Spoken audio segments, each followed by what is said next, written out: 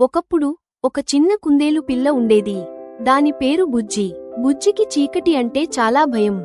రాత్రి కాగానే కళ్ళు మూసుకునేది. అది పడుకున్న పిల్లవాడిని చూస్తూ తన భయాన్ని మర్చిపోవాలని అనుకుంది. కాని చీకటి దానిని వెంటాడుతూనే ఉంది. ఒకరోజు రాత్రి బుజ్జి కిటికీ దగ్గరకు వెళ్ళింది. బయట చంద్రుడు, నక్షత్రాలు మెరుస్తూ ఉన్నాయి. అది ఆశ్చర్యంగా చూసింది. చంద్రుడు చాలా ప్రకాశవంతంగా ఉన్నాడు. నక్షత్రాలు మెరుస్తూ చాలా అందంగా ఉన్నాయి. బుజ్జికి భయం కొద్దిగా తగ్గింది. బుజ్జి తన చిన్న చేతులతో చంద్రుని వెలుగును పట్టుకోవాలని ప్రయత్నించింది. అది చాలా సరదాగా అనిపించింది. చంద్రుడు దానిని చూసి నవ్వినట్లు అనిపించింది.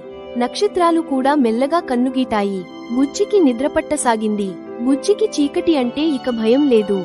చంద్రుడు, నక్షత్రాలు తన స్నేహితులని అర్థమైంది. అది హాయిగా నిద్రపోయింది. ఇకపై బుజ్జి ప్రతి రాత్రి చంద్రునితో, నక్షత్రాలతో ఆడుకుంటూ హాయిగా నిద్రపోతుంది. చీకటి దాని స్నేహితురాలిగా మారింది.